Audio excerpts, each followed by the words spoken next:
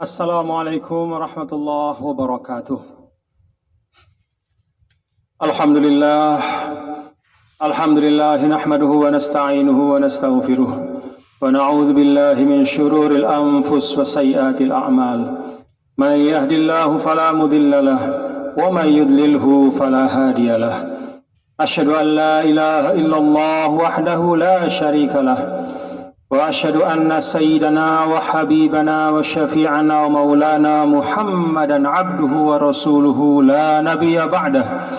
اللهم صل على هذا النبي الكريم إمامنا إمام المتقين إمام الغر المحجلين وعلى آله وأصحابه ومن اتبع هداه من بعده إلى يوم الدين. أما بعد فيا عباد الله ittaqullah haqqa tuqatih wa la tamutunna illa wa antum muslimun.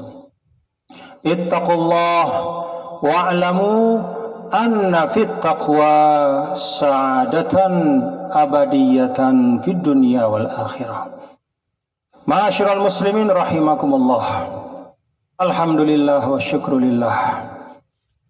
Dengan penuh kesyukuran pada hari Jumat yang barokah ini, kita kembali dapat mengikuti syiar Islam yang utama, yaitu melaksanakan sholat Jumat di Masjid Hubbul Wathon yang kita cintai ini. Setelah cukup lama pelaksanaan sholat Jumat, kita vakum karena memang ada kedaruratan. Alhamdulillah, summa alhamdulillah. Kesyukuran yang tetap diiringi dengan kesadaran penuh bahwa kita masih berada pada keadaan yang tidak biasa. Masih berada pada situasi yang tidak normal. Karena itu ma'asyiral muslimin jamaah Jumat yang dirahmati Allah Subhanahu wa ta'ala. Al-Khatib ingin mengingatkan kepada kita semua beberapa hal. Yang pertama, marilah kita perkuat hubungan kita dengan Allah Subhanahu wa ta'ala. Wa huwal khaliqul mudabbir. Allah Subhanahu wa ta'ala lah sang pencipta dan sang pemelihara. Keselamatan, keafiatan, kesembuhan, perlindungan, semua bersumber dari Allah Subhanahu wa ta'ala. Ala ilallahi tasirul umur. Semua perkara di dunia ini kembalinya kepada Allah Subhanahu wa ta'ala. Maka dalam situasi yang tidak biasa ini, Al-Khatib mengajak kita untuk mari tambah doa-doa kita. Mari ikhlaskan munajat-munajat kita. Berdoa dengan sepenuh-penuh keikhlasan. Berharap kepada Allah Subhanahu wa ta'ala apa-apa yang kita hajatkan, utamanya keselamatan. Untuk kita dan juga untuk seluruh saudara-saudara kita, umat Islam, dan bahkan seluruh warga bangsa kita. Rasulullah Sallallahu Alaihi Wasallam pernah menyampaikan, man aslaha ma bainahu wa bainallah, aslahallah ma bainahu wa bainan nas.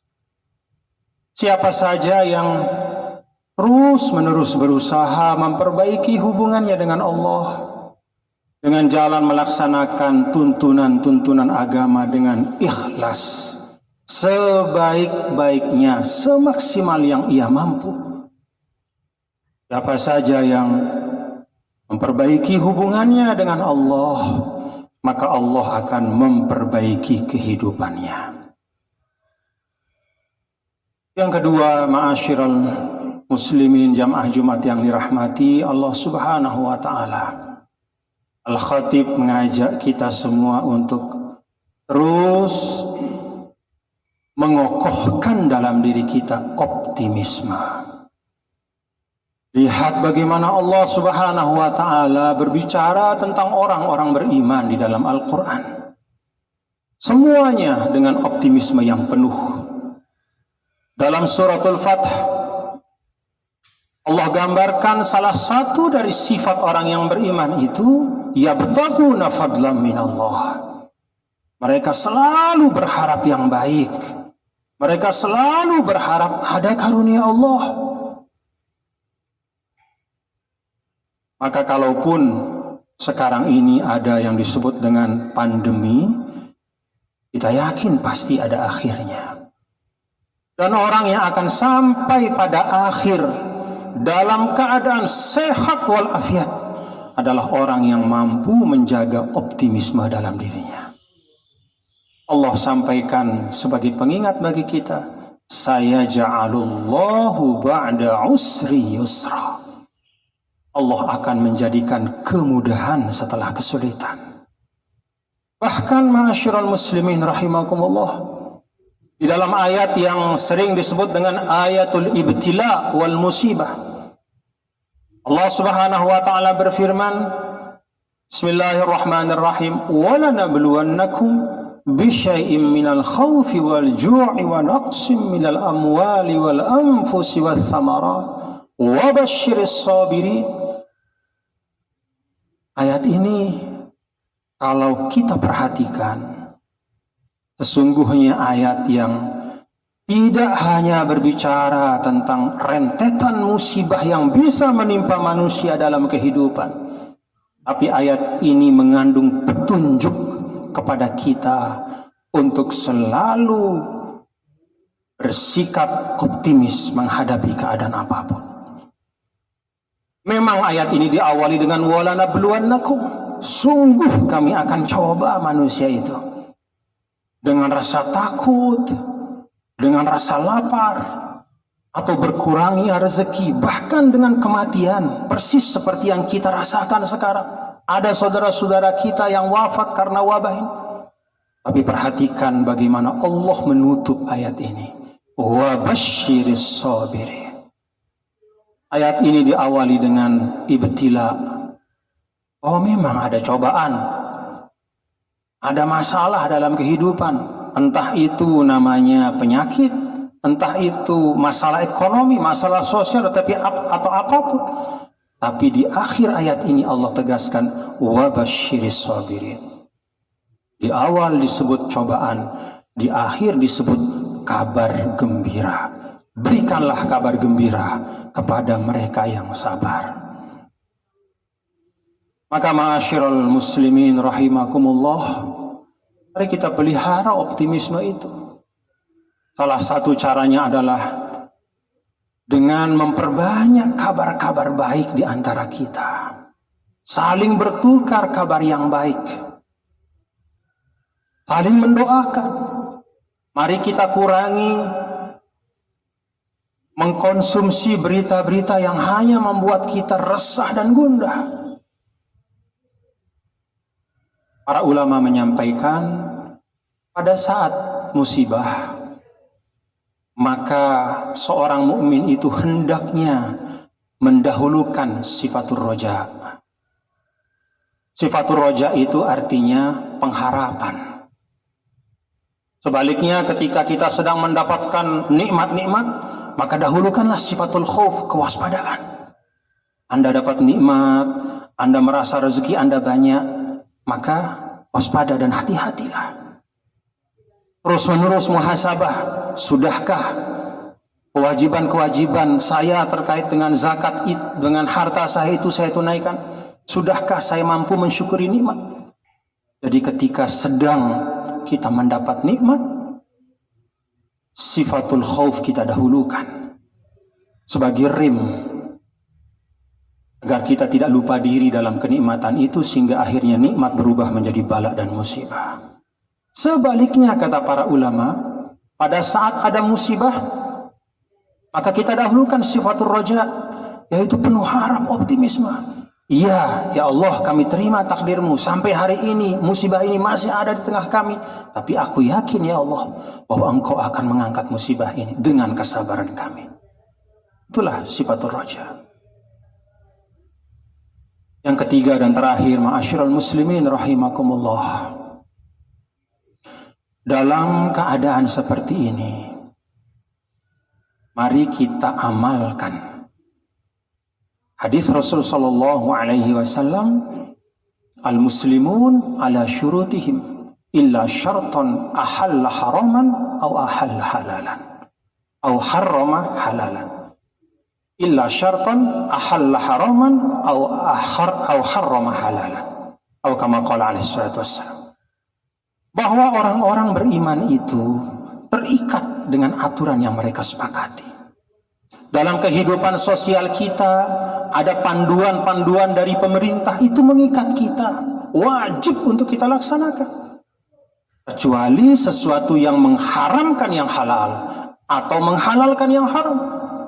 Tapi selama panduan dari pemerintah itu ditujukan untuk keselamatan kita, untuk kebaikan kita, untuk menjaga ketertiban sosial di tengah-tengah kita, maka wajib untuk kita taati. Maka ma'asyiral muslimin, jangan kita memaknakan protokol kesehatan seperti misalnya menggunakan masker ketika kita keluar dari rumah. Saya mencabut masker ini karena sedang khutbah. Jangan kita maknakan protokol kesehatan itu hanya sekedar menunaikan kewajiban kita sebagai warga negara. Tidak. Di dalam protokol kesehatan itu ada makna ibadah. Bukankah Rasul sallallahu alaihi wasallam menyampaikan kepada kita, al-muslim man salimal muslimuna min lisanihi wa yadihi, bahwa orang Islam itu adalah seseorang yang orang lain selamat dari kemudaratannya. Ketika Anda tidak mengikuti protokol kesehatan, itu artinya Anda tidak hanya membahayakan diri Anda, tapi juga bisa membahayakan orang lain. Dan itu bukan sifat orang yang beriman. Rasul sallallahu alaihi wasallam menyampaikan, iman itu ada 70-an cabang. Salah satu cabangnya, kata Rasul, imatatul aza anit thariq, menyingkirkan duri dari tengah jalan, menyingkirkan sesuatu yang bisa memudaratkan orang lain. Maka ketika kita hadir di ruang publik, keluar dari rumah kita, kemudian mengikuti protokol kesehatan, dengan kesadaran bahwa ini kita niatkan untuk menghindarkan orang lain dari kemudaratan yang datang dari kita, dan juga menghindarkan diri kita dari kemudaratan yang mungkin datang dari orang lain, itu ibadah. Betapa indahnya Islam, ma'asyiral muslimin rahimakumullah. Jamaah Jumat yang dirahmati Allah Subhanahu wa taala. Itulah 3 hal yang dapat saya sampaikan, karena dalam situasi seperti ini memang para ulama mengajarkan untuk kita meringkaskan bacaan sholat jamaah, diringkaskan bacaan sholat Jumat, diringkaskan, termasuk juga khutbah Jumat seperti ini juga diringkaskan. Masyaallah muslimin rahimakumullah. Terakhir, terus atau tidaknya kita melaksanakan syiar Jumat di masjid ini bergantung dari keistiqomahan kita, bergantung dari kesabaran kita. Mari kita sabar untuk beberapa waktu, ikuti panduan-panduan lillahi ta'ala, itu menjalankan perintah Allah. Ini ibadah kita untuk saat-saat pandemi, menunaikan protokol kesehatan, itu ibadah yang utama. Semoga apa yang saya sampaikan bermanfaat untuk kita semua. Semoga Allah memberi kesehatan dan keafiatan kepada kita semua. Semoga Nusa Tenggara Barat yang kita cintai ini juga dijaga dari ledakan wabah, dari gelombang kedua atau apapun namanya. Allahumma adfa'anna al-bala wal wabah. Ya Allah, angkatlah bala dan wabah ini dari tengah-tengah kami.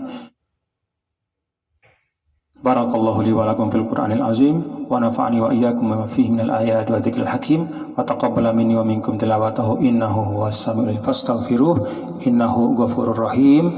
Mari perbanyak istighfar di antara 2 khutbah.